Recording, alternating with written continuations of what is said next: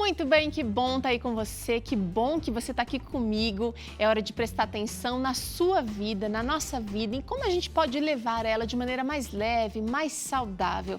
O assunto de hoje é audição e restauração da audição. Esse sentido que a gente precisa tanto, que é tão valioso para a gente, precisa ser cuidado e, de repente, resgatado. E é aqui no Vida e Saúde que a gente traz uma frase de reflexão para você. Hoje, Martin Luther King é a fonte da nossa inspiração e ele disse o seguinte: se você não puder voar, corra. Se não puder correr, ande. Se não puder andar, rasteje. Mas continue sempre em frente, de qualquer jeito. Ele realmente foi uma grande inspiração, é uma grande inspiração. E a gente, muitas vezes, perde algumas oportunidades de crescimento, de desenvolvimento, porque fica esperando o momento ideal, a circunstância ideal, parado, sem fazer nada. Mas você pode fazer alguma coisa. Vamos trazer aqui para a nossa questão da saúde, né? Alguma coisa pode ser feita com o que você tem aí. Eu não sei se você tem o melhor tênis para corrida, para caminhada, mas algum sapato você tem, algum tipo de calçado você tem, usa ele. Eu não sei se você pode usar tudo integral na sua casa, mas algum item você pode escolher ter integral. E assim por diante. Então, com o que você tem, siga em frente sempre. O Dr. Roberto está aqui com a gente, ele é otorrino e vai nos ajudar a entender essa história de restauração da audição. Já pensou? Mais de 1 bilhão de pessoas sofrem com deficiência auditiva. E, doutor, antes da gente falar de restauração, acho que é importante a gente tentar entender como que funciona, como é que uma pessoa pode chegar a ter deficiência da audição. Bom, nós vamos falar, existem inúmeras causas que podem ocorrer na gestação, durante o nascimento ou ao longo da vida, né? E uma causa clássica da perda auditiva, hoje em dia a gente vê um pouco menos, mas aqui nessa região onde tem muitas indústrias, não existia tanto cuidado com a proteção sonora. Então, você tinha lesão por exposição crônica ao ruído, que é uma coisa insidiosa, porque vai ocorrendo aos poucos e a pessoa não percebe. Quando ela começa a notar que tem uma perda auditiva, já é uma perda muito significativa. Não tem o que fazer, a não ser o uso de aparelho. Vamos tentar entender como é que funciona a audição, como é que a gente aprende o som? Então, na verdade, o som ele entra pelo conduto auditivo, caminha através do tímpano e dos ossículos do ouvido e vai fazer vibrar umas células que tem na região do chamado ouvido interno, ou orelha interna, que é a parte que realmente escuta. Essas células têm os cílios, que nem os cabelinhos. Conforme existe a vibração sonora, eles se movem para um lado e para o outro e geram um impulso elétrico. A cóclea, onde eles estão situados, é como se fosse um teclado de piano enrolado. Então, assim, cada célula, cada tecla é responsável por um tipo de som, desde os mais graves até os mais agudos. Ok. O que é interessante é que essa atividade das células, elas também têm uma atividade própria, ou seja, elas se mexem mesmo sem som. E isso, quando acontece, é gerado um ruído. E esse ruído pode ser captado no nosso conduto auditivo por uma sonda extremamente sensível. Quando o ruído está presente, significa que a audição é normal. Quando ele está ausente, significa que tem algum problema. Não é necessariamente grave, mas algum problema existe. Esse ruído detectado pela sonda é o ruído desse movimento dos cílios, que a gente não consegue perceber, mas a sonda é super sensível. A sonda consegue e ela te diz, olha, em geral o que ela quer dizer com isso? A cóclea, né, o órgão que escuta, está funcionando, né? E esse é o tal do teste da orelhinha. É nisso que se baseia. Interessante. A gente acaba ouvindo falar, mas visualizando a coisa parece que fica mais fácil compreender. Ao longo da nossa vida, a nossa audição vai se modificando. Por exemplo, as pessoas mais velhas naturalmente têm uma perda auditiva. Que outros problemas ou que outras causas poderiam gerar a deficiência auditiva, doutor? No idoso ou em qualquer idade? Em qualquer idade. Bom, inicialmente, como a gente falou, na criança, No recém-nascido, você tem as causas gestacionais, ou seja, infecções que a mãe pega durante a gestação e que levam à perda auditiva, em geral, uma perda grave. Tá? Existem também as causas genéticas, ou seja, ou o pai ou a mãe tinham o gene da surdez, não aparece neles, mas aparece na criança. Tá? E problemas de nascimento, então o sofrimento fetal, a criança que fica com pouca oxigenação na hora do nascimento, quem vai sofrer mais são as células mais diferenciadas, as células que têm uma função mais nobre, vamos dizer assim, ou seja, o cérebro e os órgãos do sentido, né? Principalmente a audição. Então, isso também é uma causa relativamente comum e que deve ser acompanhado, porque esses casos de sofrimento fetal, às vezes a criança nasce, você faz o teste da orelhinha, está normal. Mas ao longo do primeiro ano de vida, a audição vai caindo e às vezes vai para zero. Então, você tem que ficar atento, porque eventualmente essas crianças têm que ir ou para uma prótese convencional ou para o implante coclear. Daqui a pouquinho a gente vai falar mais sobre restauração, mas doutora, eu estou com uma dúvida aqui. A gente tem percebido que muitas pessoas têm sofrido de doenças, têm adquirido doenças por conta da vida maluca que a gente leva, o estresse. A gente pode ter também deficiência auditiva e zumbido no ouvido por conta do estresse? Então, o estresse, em geral, não vai te causar perda auditiva. Pelo menos de forma importante, ninguém conseguiu detectar.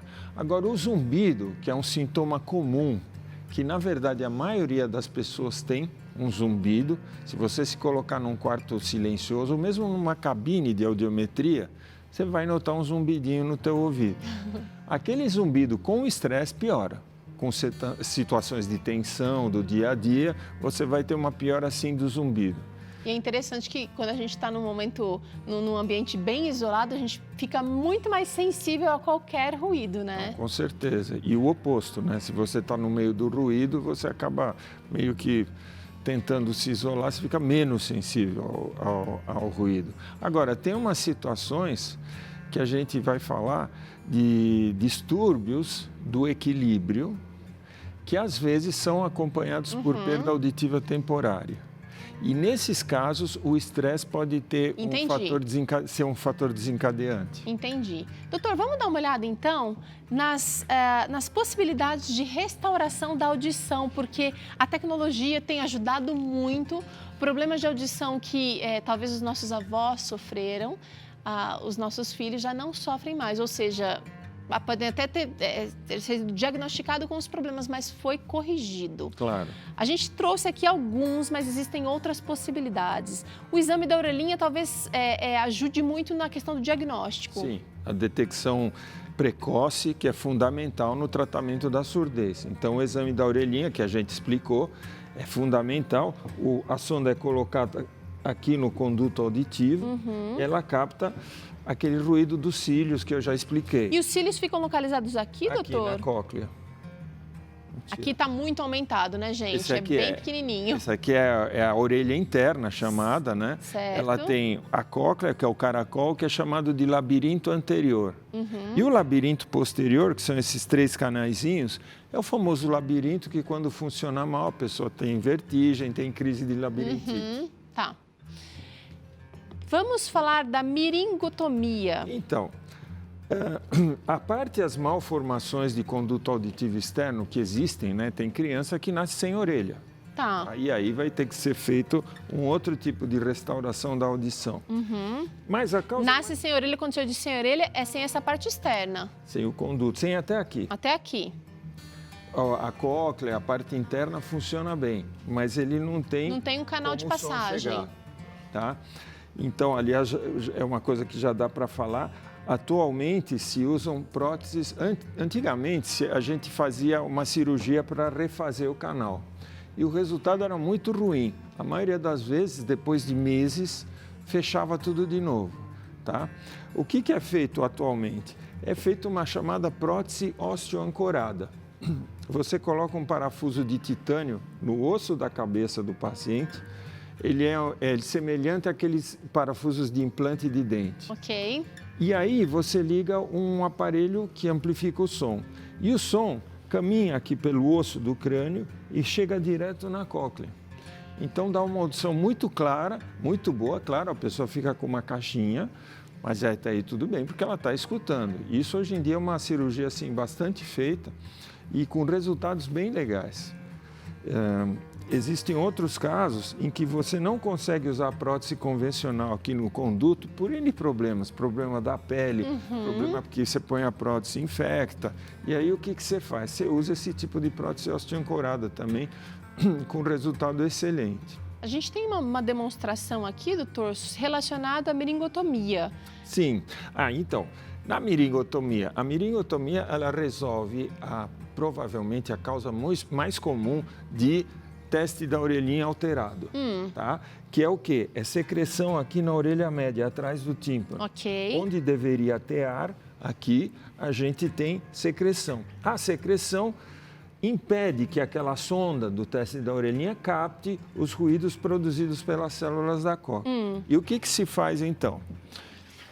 O tímpano, ele parece vamos dizer, um alto-falante, tá? Ele é cônico, normalmente ele tem uma cor transparente, cor meio de pérola, e você vê por transluminação, vamos dizer, com a luz do otoscópio, que é o aparelho que a gente vê a transparência. Mas quando a membrana fica opaca ou até vermelha por uma inflamação, é sinal de que existe um acúmulo de secreção. E dá para ver que ela fica até aumentada, né, doutor? Ela fica inchada, ela parece uma maçã, não parece mais um alto-falante, entendeu? E aí o que é feito?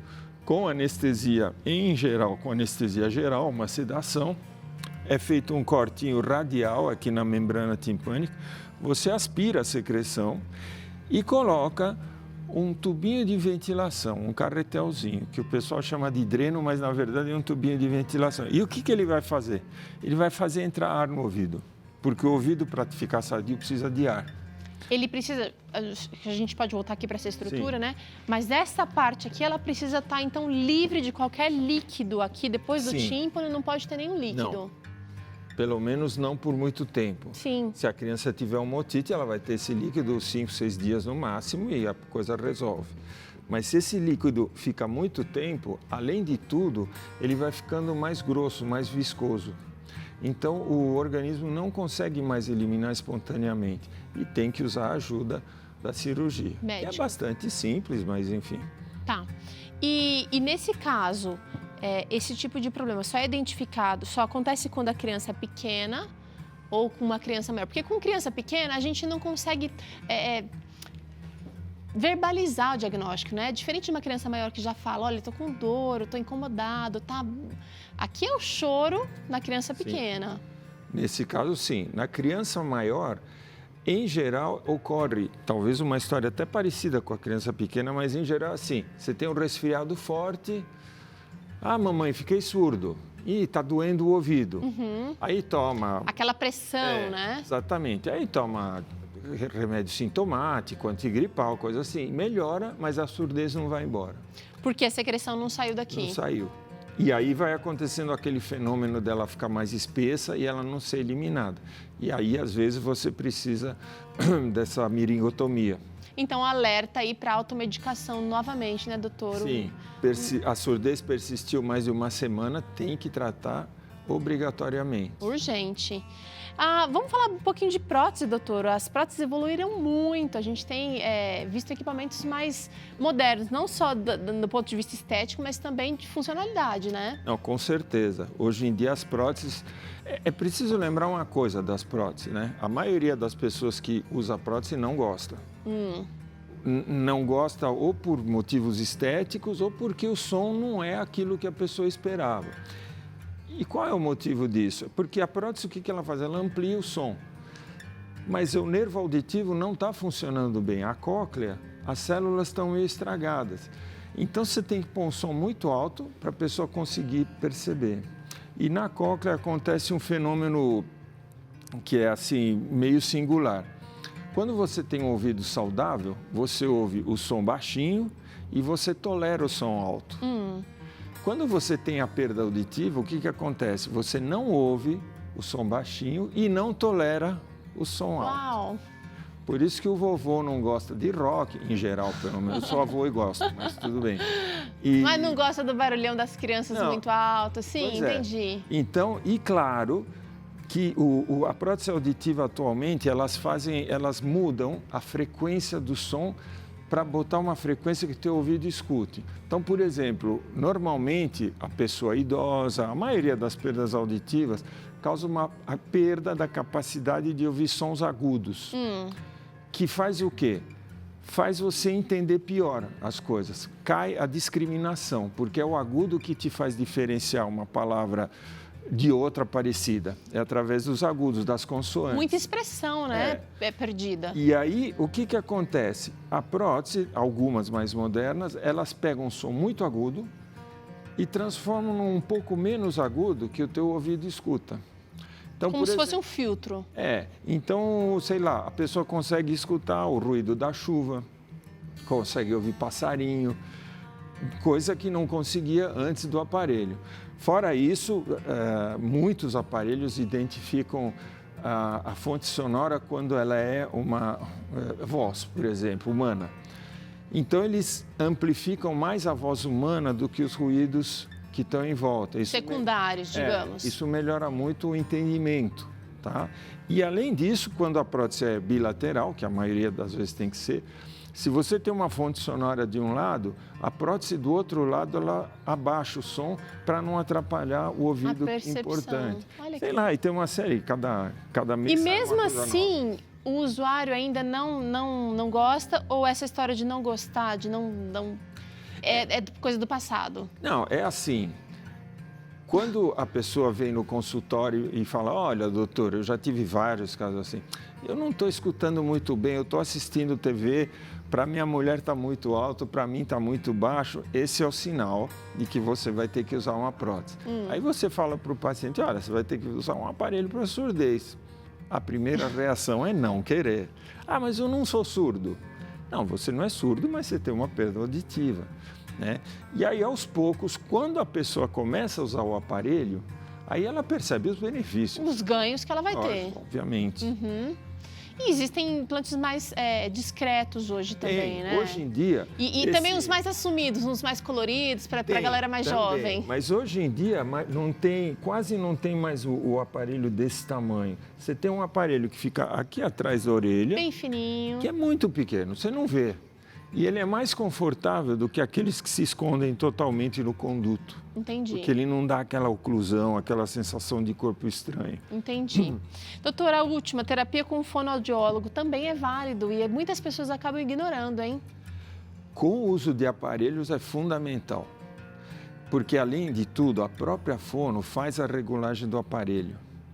Que... para mim, a surdez é para a tua surdez é outro, e por aí vai. E hoje em dia, com o computador, eles deixam o aparelho assim, sob afinado medida. Para mim. Sob medida. Mas a fono tem que orientar o que o paciente pode esperar, quando ele pode usar mais o aparelho e em que situações até ele deva desligar o aparelho. Sabe? Se ele chegar numa sala com 30 pessoas gritando... reunião de condomínio, uma coisa assim, com certeza ele vai começar a se perder. Tá. Porque vai ser muito amplificada a voz de quem está do lado e o cara que está na frente, ele não consegue entender. Então, às vezes, ou se posicionar melhor, tudo isso a fono vai orientar. Tá certo. Porque a tendência, quando você começa a usar um aparelho, é falar, não gostei. E deixa leva um tempo para adaptar, né, doutor? A fono que vai ser importante justamente nessa adaptação e ajudar o paciente, porque depois que ele começa a usar e gostar, na pessoa idosa, por incrível que pareça, é mais fácil na criança. Você fala, a criança não vai deixar, vai arrancar o aparelho. Não, eles acordam. Ela gosta do ganho. Põe o aparelhinho para escutar. Tá certo, doutor. Olha, a gente viu apenas algumas aqui das possibilidades de ganho auditivo, né? Existem outras também, mas é sempre imprescindível que você procure o profissional para que ele, junto com você, discuta a melhor forma de se ter esse ganho novamente. Muito obrigada por hoje, viu, doutor? Obrigado. A gente acompanha agora o quadro Beleza Natural e a Rafa vai ensinar pra gente uma máscara para deixar os seus cabelos lindos. Vamos ver.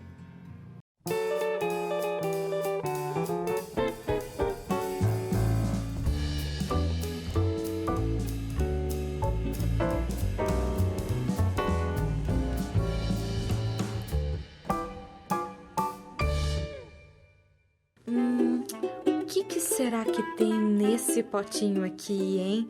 Será que é de comer? Não, essa é a máscara que nós vamos fazer hoje. Que tal hidratar os cabelos secos? Para isso, nós vamos precisar de meia xícara de abacate maduro, 4 castanhas do Pará, uma colher de mel ou melado que você tiver aí na sua casa e uma espátula de plástico para a gente mexer tudo. Que tal a gente preparar essa super máscara de abacate? Vamos lá? Primeiro passo então é pegar um liquidificador e vamos colocar o nosso abacate bem madurinho. Depois é só colocar a colher de mel. Tá parecendo até uma batida, não tá?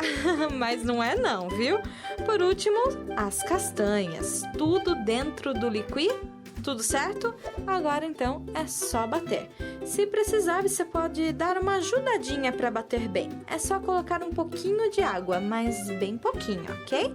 Você vai bater até triturar bem as castanhas. Se levar uns minutinhos, olha, relaxa, aproveita o seu tempo, o seu momento. E depois de alguns minutinhos, ficou pronto a nossa máscara. E agora que tal a gente aplicar essa belezura nas madeixas? Boa ideia, né? Lembrando que se o cabelo estiver úmido, melhor ainda, ok? É só aplicar em todo o cabelo.